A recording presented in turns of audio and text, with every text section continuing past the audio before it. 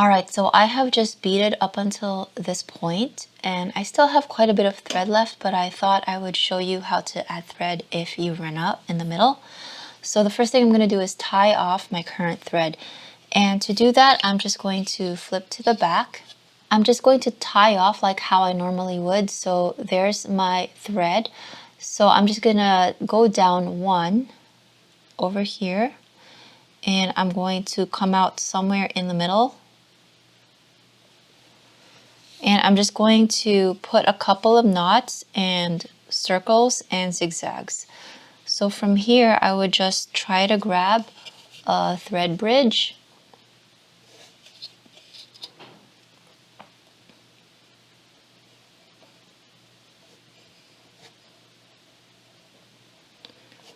Like that.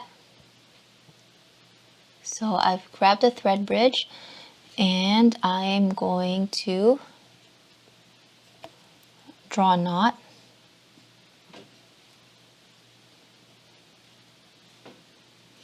And then I'm going to go back in the other direction.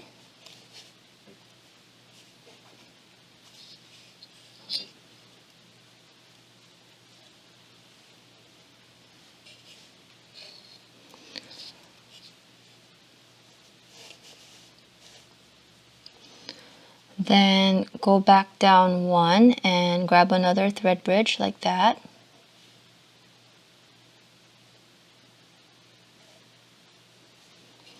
And draw another knot.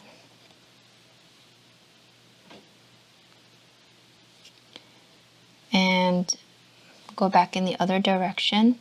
So from here, I'm just gonna do a couple of circles and zigzags.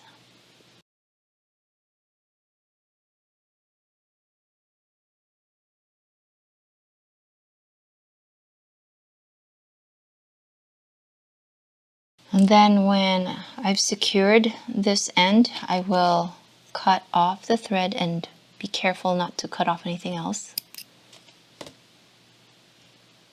So that part is done. Alright, so I have put on some new thread on my needle, and now I want to add thread. So I want to come out on the right side because I've been beading right to left because I am right-handed. So I want to come out on the right side from the front. So from the back, which is where I'm going to add the thread, that would show up as coming out on the left side. So you just have to follow the direction that you want to come out. So I want to come out on the left side here. So I'm going to go this way, and this way, which means if I tie my thread on here and I do my zigzags, I'll come out that way. So I'm just going to put my thread through here, the first thread bridge over here somewhere in the middle, and I'm gonna pull my needle and draw a knot towards the end of my tail. And I'm gonna draw that knot down onto the thread bridge. So there's my knot, and I'm just going to put it on that thread bridge where I inserted my needle. Sorry, it's a little challenging to hold this up while also tying a knot at the same time. But anyway, the knot is right there. I've just made one. And now to secure my new thread, I'm just going to follow the direction that I showed you in the beginning, and I'm gonna go right, and I'm also gonna make a couple loops and a couple of zigzags.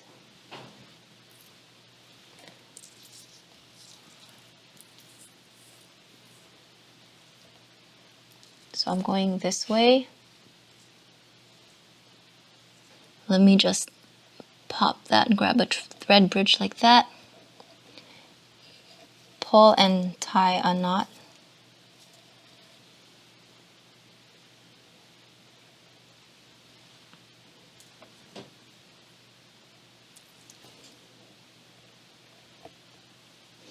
And then go in the other direction.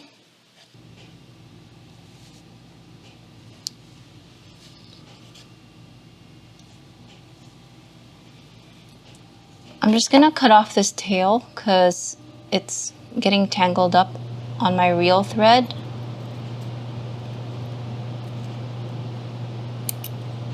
And then I'm going to do a couple circles and then come back out on the left side.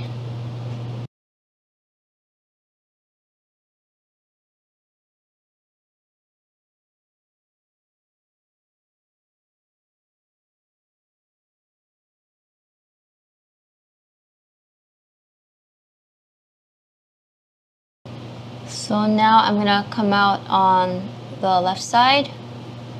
So when I switch over, I'm going to come out on the right side.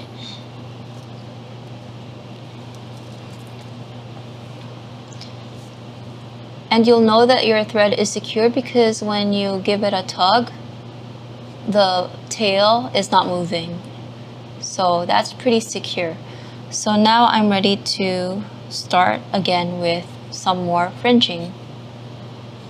So once you've tied off all of your weft threads and tuck them into the beads in the back, it's time to cut this bracelet loose. So I'm just going to remove the Sharpie and I'm going to cut somewhere in the middle.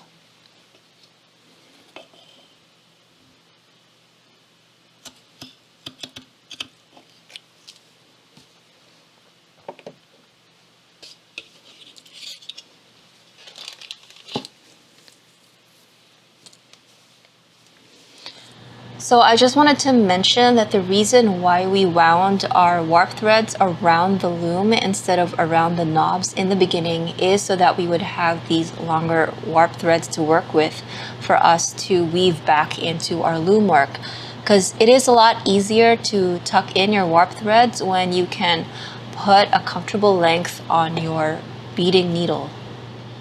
Also, I wanted to mention that in my Dollarama tutorial of the very long wrap bracelet, the green bracelet, I used a method of tying off where I grouped the warp threads into 2 or 3 strands, tied a surgeon's knot, and glued the knots down.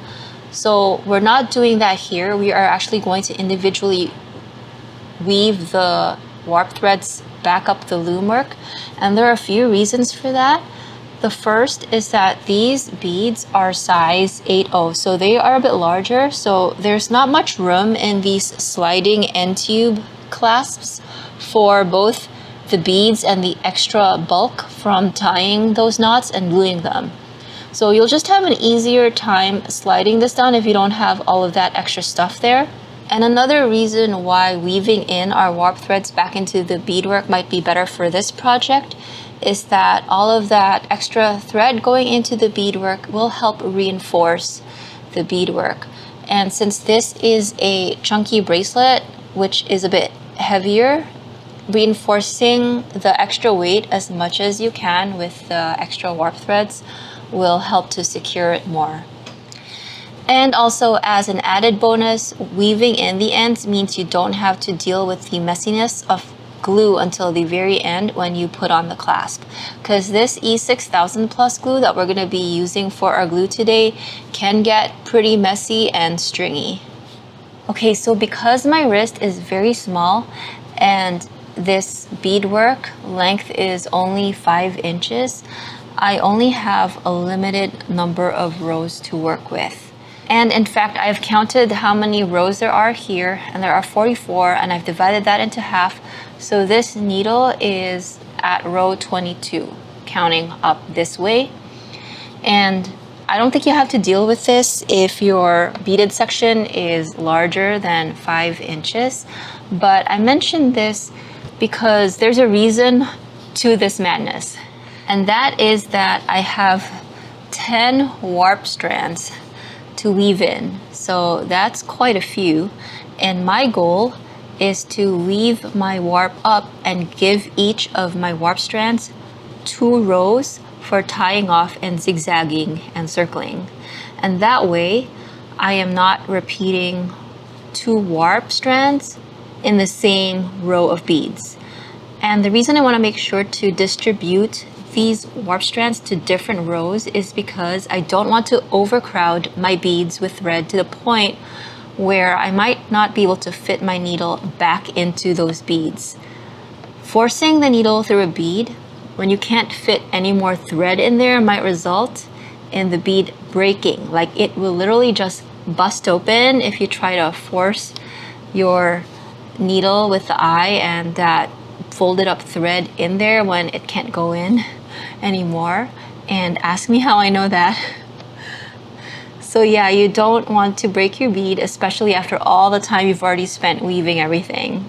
So to ensure that that doesn't happen and that I'm not overcrowding any one row of beads, I'm just going to be careful to assign 2 rows to each warp thread and work my way down. And I'll keep track of where I'm at by either counting the rows or inserting a spare beading needle in the row to indicate where I should stop next. So I'll make that more clear when we start weaving our warps up. So I'm gonna pick up this warp strand that is in the middle, this one right here, and I'm gonna put it through my needle. Okay, so this is the thread I'm working with, and we are going to skip the first row of beads, and I'm going to pick up the upper thread bridge in the second row. And there might be a couple of thread bridges because of either the fringe weft thread going through and also because of tying off. So there might be some extra thread bridges there. And so it's okay if you pick up one and the others as well. It doesn't really matter. But just try to pick up the top weft thread bridges. Like that. And then I'm gonna go into the third row, pick up some more thread bridges, like that. And I'm going to keep working my way up, and sometimes I'll just do 3 and then I'll pull my thread just because my beading needle isn't very long. So I've picked up thread bridges, and the way I'm gonna pull my needle is just parallel to the bracelet like this. So you don't want to yank your needle like up and away like this way, like that, and strain your weft thread. You just wanna gently pull. And what that's going to do is, because you started in the second row, it's going to pull your warp thread loop up against the first row weft thread and secure it. So I'm just gonna keep working my way up until I get to my indicator needle, which means that that is my 22nd row.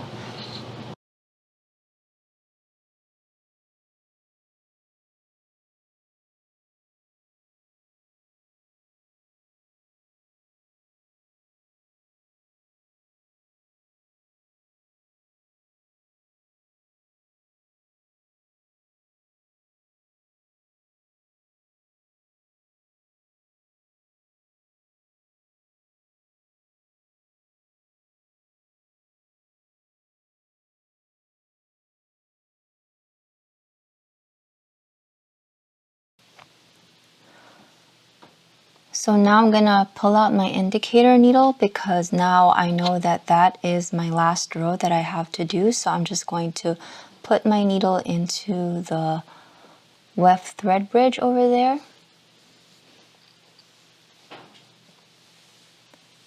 So this is row 22, so I'm gonna give this warp thread row 22 and row 21 for tying off and zigzagging and rounding off and cutting.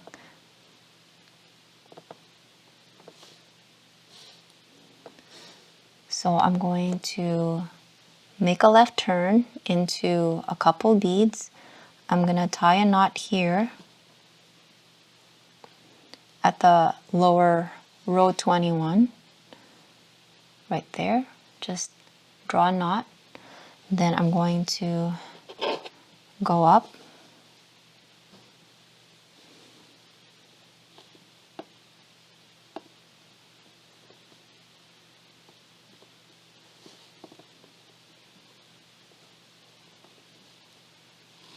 right there.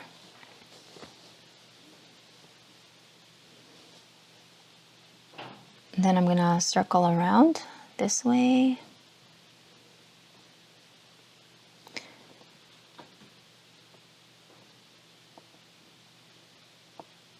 Maybe come out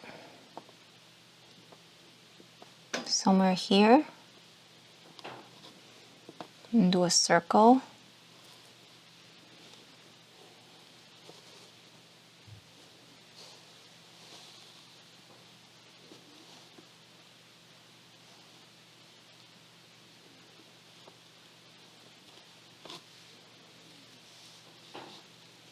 And I think that is secure enough. So I'm just gonna go up one more time and out this way.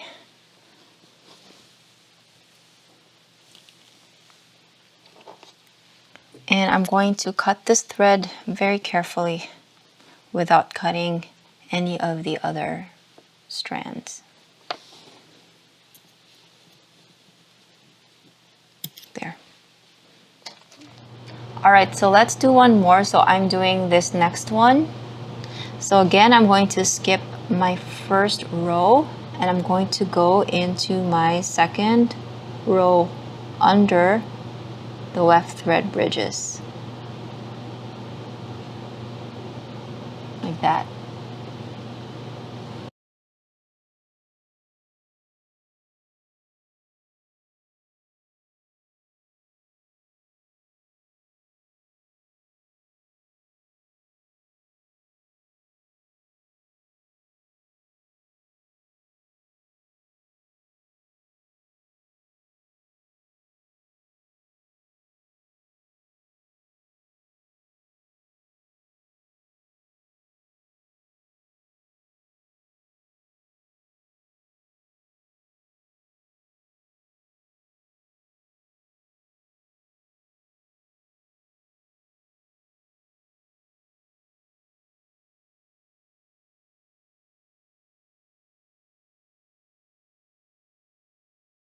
So this is row 20.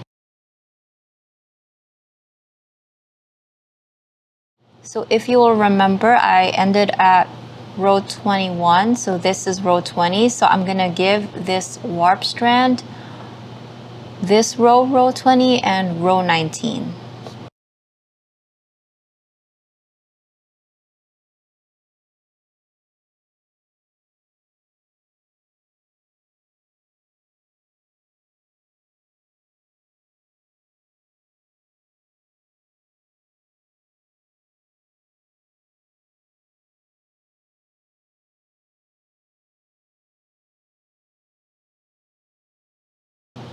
And from here, I will cut my thread. Oh, but before I do that, what you can do is actually, this is, I know, row 20 and 19, so I know that this is the next free row, so you could also just put your indicator needle in there already so that you don't have to count up your rows anymore and you already know where you're gonna end up next. So I'm just going to cut my thread. You can also wait until the very end to cut all your threads, but I like to clean up as I go, so that's why I'm just cutting it now. Yep, so from here, just continue and weave in all of your other warp threads, and I'll meet you back when we're ready to do these ones at the end. Okay, so I have done all of the middle warp strands already, so now I'm going to show you how to do the side warp strands. So for the side warp strands, they're going to have to share one of the middle ones. So I'm going to put this one through 2 beads like this. I'm going to skip this first bead on the corner and I'm going to put it through 2 beads like that.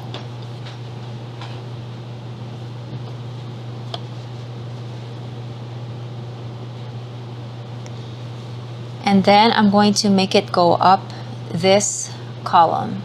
And for this warp strand, I'm going to skip this corner bead and go through one bead and go up this other column. So I'll show you both. So for now I have skipped, always skip the corner bead, and you're going to do the same for the left side. You're going to skip the one corner bead and take one and go through two and go up here, and then take another one, skip the corner bead, go through one bead and then go up here. So I'm just showing you this right one now. So this one I have skipped the corner bead and gone through two beads. So now I'm going to go up this way.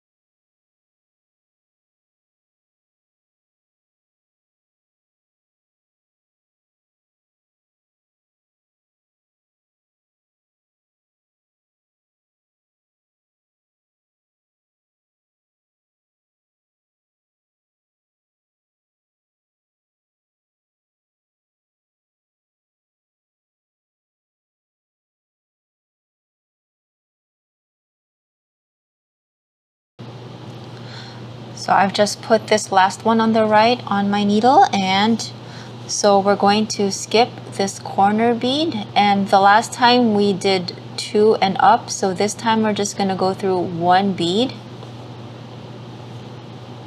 like this, just one bead, and go up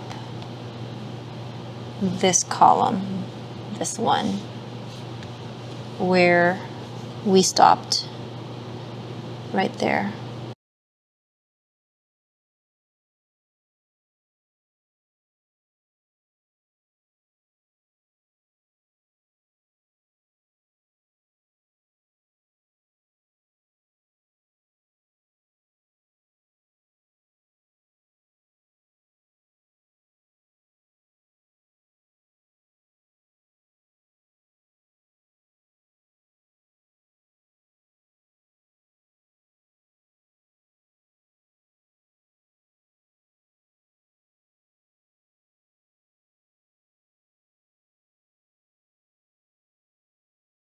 So just do the same for these two.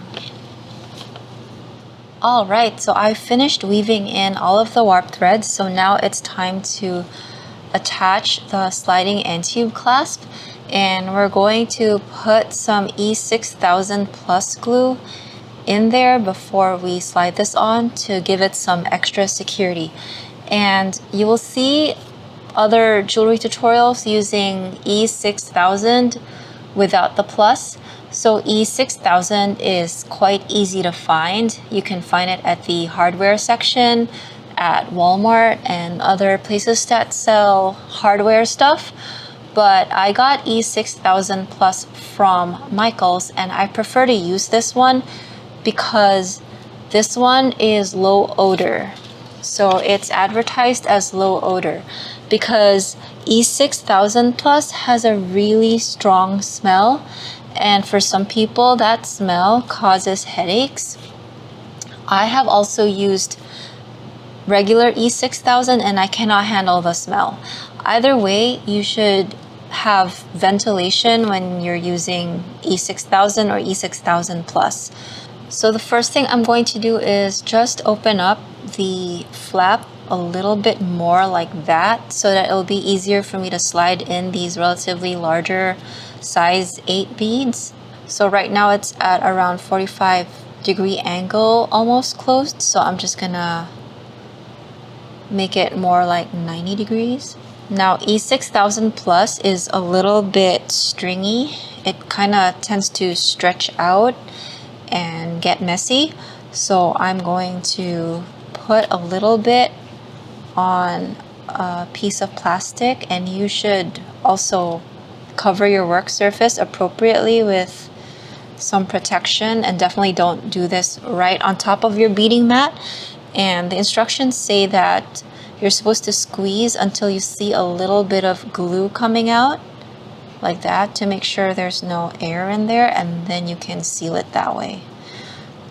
I have a used piece of stiff wire that I'm no longer using. This is a scrap wire from a previous project, and you definitely want to use something thin and stiff that you don't mind throwing away. So I do not recommend that you use any kind of needle that you still plan on using in the future. So I'm just gonna take some of this very sticky glue. As you can see, it's very stringy. And I'm just gonna put some on my wire.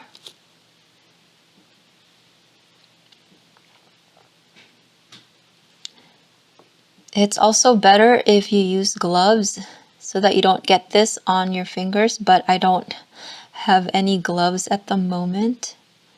So I'm just going to very carefully just use my bare hands while handling this stuff. And I'm just gonna spread some into the sliding end tube clasp like that.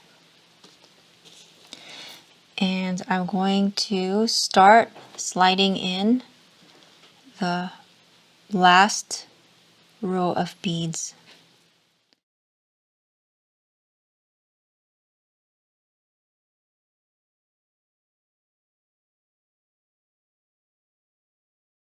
So as you can see, it is quite almost an exact fit with the 80 seed beads.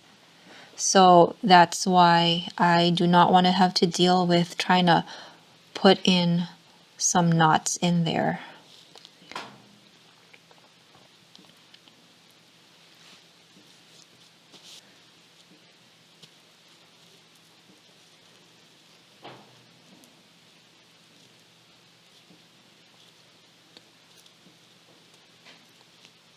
Oops.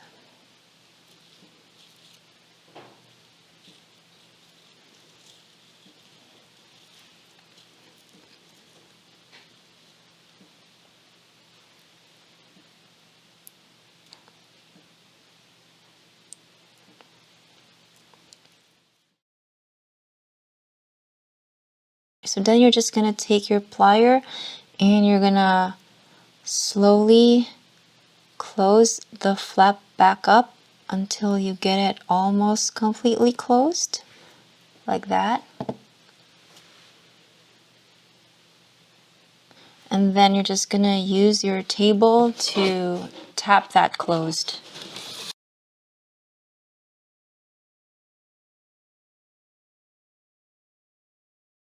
So after you tap your sliding end tube clasp closed, you'll still have a bit of time where the glue hasn't fully set yet.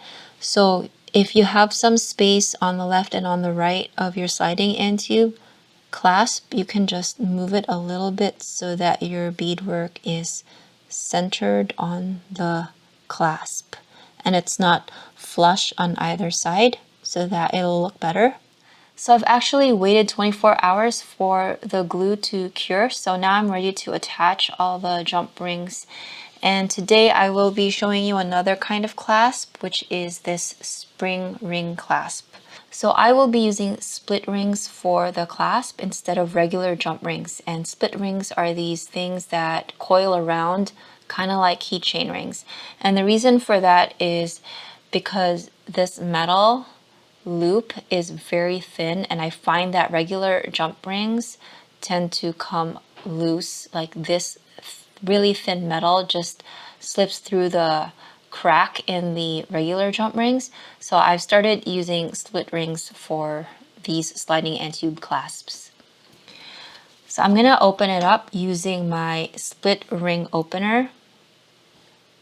And I have a split ring opener because I don't want to break a fingernail while trying to open these tiny split rings. And I'm going to attach the split ring to one side of my clasp like that. And I'm just going to use my plier to rotate the split ring. So that's all good.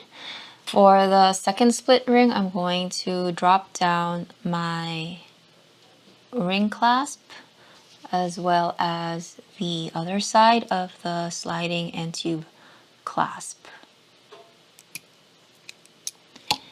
And I'm going to use my plier to rotate the split ring.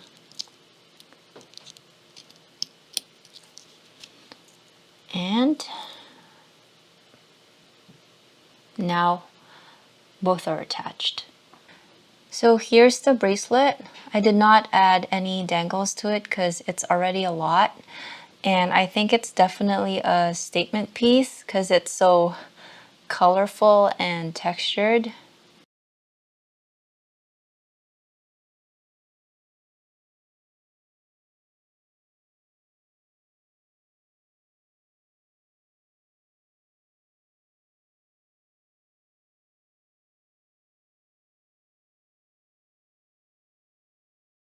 And this is with the other one that I made, which was the first one that I showed in part 1 of this video. It's the exact same process, but just a different color scheme. And I'm just wearing them stacked. So yeah, definitely pretty dramatic. So if you wanted to make something super thick like this, then you would just double up the width. So this would be like 14 rows. Anyway, thank you so much for hanging out with me to create this project, and I look forward to seeing you in the next video. Bye!